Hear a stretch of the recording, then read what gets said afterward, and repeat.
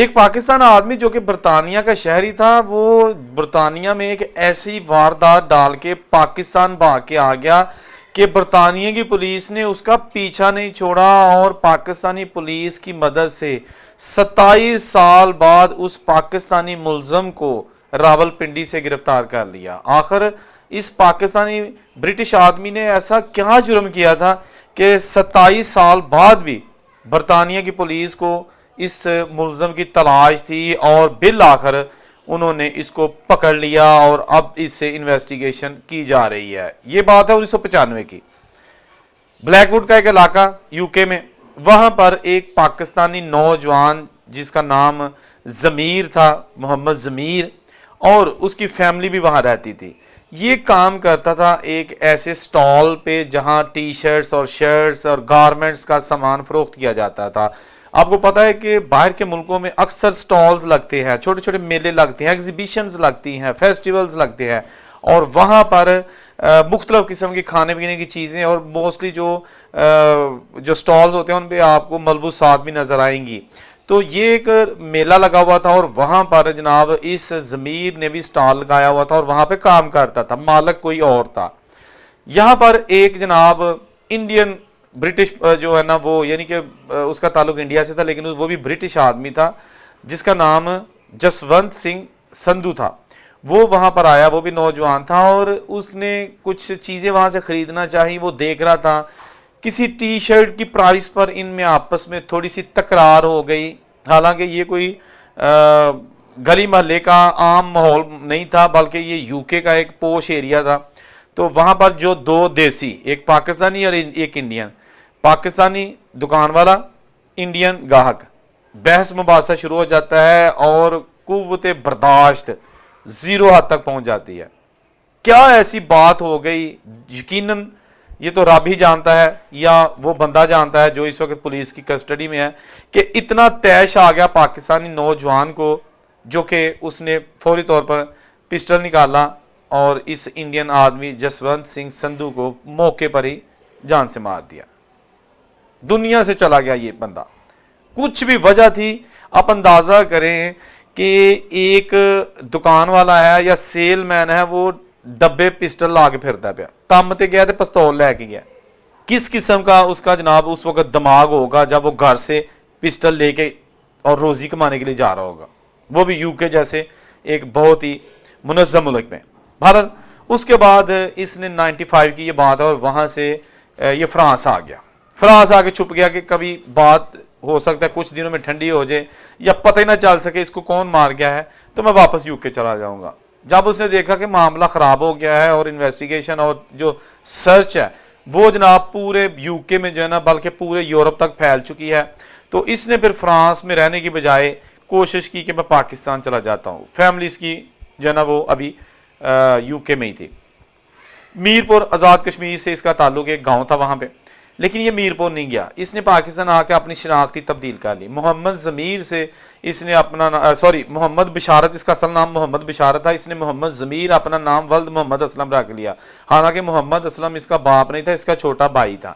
اس نے اپنے ڈاکومنٹس میں ہیر پھیر کی اور جناب نئی شناخت، نئی جو ہے نا آئی ڈی کارڈ بنا کے یہاں پہ رہنا شروع کر دیا۔ کسی کو کوئی پتہ نہیں ہے کہ جناب یہ جو جس کا نام بشارت ہے یہ ضمیر بن کے رہ رہا ہے اور کیا یہ واردات ڈال کے آیا ہے۔ اس کے بعد یہ ہوا کہ یو کے کی پولیس نے جناب جب پتہ چلا کہ یہ پاکستان بھاگ گیا ہے ان کے ریکارڈ کے مطابق، تو پھر انہوں نے پاکستان کی پولیس سے رابطہ کیا کہ اس طرح کا ایک بندہ ہے اور اس نے یہاں پر ایک بندے کو ناحق مارا ہے جان سے اور اس کو پکڑا جائے۔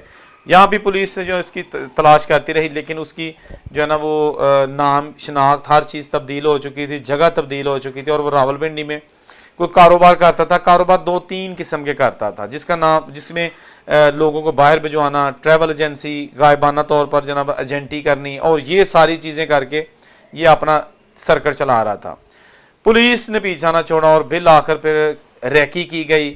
ایف آئی اے پولیس اور جو یو کے کی کرائم ایجنسیز ہوتی ہیں سب نے مل کر اس کی پوری ریکی کرنی شروع کر دی، اور بالآخر کسی مخبر کی اطلاع پر اس کو پکڑ لیا گیا۔ جب پکڑا گیا، اس سے انویسٹیگیشن کی گئی تو ساری تفصیلات اس نے سامنے رکھ دیں اور کہا کہ ہاں میں نے ہی 95 میں اس جسونت سنگھ کو مارا تھا۔ اس کے بعد جناب جو بھی پروسیس ہے وہ تو آف کورس چلے گا اور چل رہا ہے. لیکن ایک چیز جو میں ہمیشہ اپنی ویڈیوز میں کہتا ہوں کہ 2 منٹ کے لیے اگر آپ اپنی میں کو ختم کرتے نا تو آپ کی زندگی بچ سکتی ہے, آپ کی عزت بچ سکتی ہے, آپ کی فیملی بدنام ہونے سے بچ سکتی ہے, اور آپ کا ملک بھی کسی بدنامی سے بچ سکتا ہے. لیکن یہ جو وقتی طور پر میں ہوتی ہے نا کہ تیری ہے جرت تو مینوں ایسا آکھیا ہے, یہ لفظ کبھی اب برداشت کر لینا. اللہ کی قسم آپ لوگ, ہم لوگ سارے جو ہیں بے شک بڑے گناہ گار ہیں, لیکن کم از کم اپنی زندگی کو تباہ ہونے سے بچا سکتے ہیں. ابھی اس کی تقریباً 50-52 سال ایج ہے. یہ جو بشارت نامی ملزم پکڑا گیا ہے, داڑھی رکھی ہوئی ہے, باریش آدمی ہے, لیکن قتل کر کے بھاگا. قتل کبھی چھپتا نہیں, قاتل کبھی مفرور نہیں رہ سکتا. کبھی آپ اندازہ کر کے دیکھ لیں, دائیں بائیں آپ اپنے محلے میں دیکھیں کہ جو قتل کرتا ہے, جو کسی کو مارتا ہے, مرنے والا تو چلا گیا, لیکن مارنے والے بھی جو ہے نا وہ سمجھے وہ بھی چلے گئے. یا تو کچھ سال وہ چھپ کر اور گمنامی کی زندگی گزار لیں گے, وہ بھی بہت ہی بری چیز ہے. مفروری کی زندگی, اذیت ناک دن ہوتے ہیں زندگی کے, تو یا آپ پکڑے جائیں تو باقی زندگی جیل میں.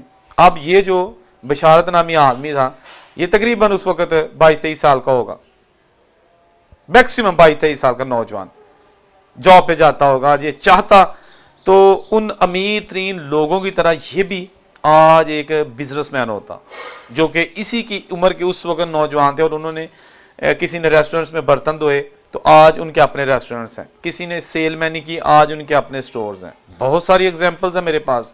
یہ جو سچی چیزیں آپ کے سامنے میں شیئر کرتا ہوں نا, یہ پرسنل ایکسپیرینس ہوتا ہے. زندگی ہم نے گزار دی ہے جتنی بھی ہے باہر کے ملکوں میں, اور ایک سے بڑھ کر ایک ہمارے پاس ایگزامپلز ہیں. ایسے ایسے لوگوں کو میں جانتا ہوں جو کہ بالکل خالی ہاتھ باہر کے ملکوں میں آئے تھے, اور آج ان کے پاس اتنی دولت ہے کہ آپ تصور نہیں کر سکتے. 10-15 سال پہلے کی بات ہے, یہ بھی نہیں کہ وہ 1950 میں آئے تھے, 10-15 سال پہلے. جیک لگے, پیپر ان کے بنے, انلیگل طریقے سے آئے, اور اس کے بعد جناب انہوں نے اتنا پیسہ کمایا لیگل طریقے سے. انلیگل طریقے سے آپ باہر کے ملکوں میں پیسہ کما کے چھپ نہیں سکتے, پیسے کو چھپا نہیں سکتے. آپ کو کلیئر رہنا پڑتا ہے, ہر سال ٹیکس ریٹرن شو کرنے پڑتے ہیں, منی ٹریل دینی پڑتی ہے, ٹھیک ہے نا. تو اب جناب بہت سارے ایسے کیسز ہیں جن میں باہر کے ملکوں میں جاتے ہیں لوگ, محنت کرنے کی بجائے شارٹ کٹ تلاش کرتے ہیں, ڈرگز بیچنا شروع کر دیتے ہیں, ٹگیتیاں شروع کر دیتے ہیں. ابھی پچھلے دنوں میں نے ایک خبر دی تھی, وہ بھی جناب 17 سال بعد ایک پاکستانی میرپور سے گرفتار ہوا تھا. وہ بھی UK میں رہتا تھا اور وہاں پر ٹکیتیاں کرتا تھا. وہ جناب پکڑا گیا یہاں سے میرپور سے 17 سال بعد, اور اس کو جناب UK کی پولیس کے حوالے کیا گیا ہے. وہاں جا کے اس پر کیس چلا ہے اور اس کو عمر قید, ابھی اس کی ایج تھی تقریباً 54 سال اس کی ایج تھی جب وہ وہاں پر قتل کر کے پاکستان آیا تھا. تو 17 سال بعد پکڑا گیا, تو تقریباً 68-69 سال اس کی جو ایج تھی نا, 70 سال آپ کہہ سکتے ہیں. تو اس کو UK میں جیل بھیج دیا گیا, اور صرف 6 مہینے ابھی جیل میں رہا ہے. تو جیل میں اپنا طبعی موت انتقال کر گیا, دنیا سے چلا گیا. وہاں UK میں ٹکیتیاں کرتا رہا, پاکستان میں چھپ کے رہتا رہا 17 سال. اس کے بعد جب UK میں اس کو حوالے کیا گیا UK کی پولیس کے, وہاں پر اس کو عمر قید ہو گئی, ساری زندگی کے لیے بلکہ جیل میں رہے گا. تو یہ صدمہ برداشت نہیں کر سکا اور وہ اس دنیا سے چلا گیا. پھر اس کو وہیں پہ پاکستانی کمیونٹی کے حوالے کیا گیا اور اس کو سپرد خاک کر دیا گیا. کہاں گئی وہ شان و شوکت, کہاں گیا وہ تجربہ, وہ آئیڈیا جو تھا کہ ہم یہ کام کریں گے تو امیر بن جائیں گے, زیرو ہو گیا نا. کام وہ کریں جس میں آپ کم از کم منہ چھپاتے نہ پھریں, کام وہ کریں جس میں آپ اپنی فیملی کے ساتھ فخر سے گھوم پھر سکیں. اپنا نہیں تو کم از کم اپنے ملک کا ہی خیال کیا کریں جس نے آپ کو نام دیا, عزت دی, شہرت دی, اور سب سے بڑھ کر آپ کو اس دھرتی پہ آنکھ کھولنے کے لیے ایک موقع فراہم کیا.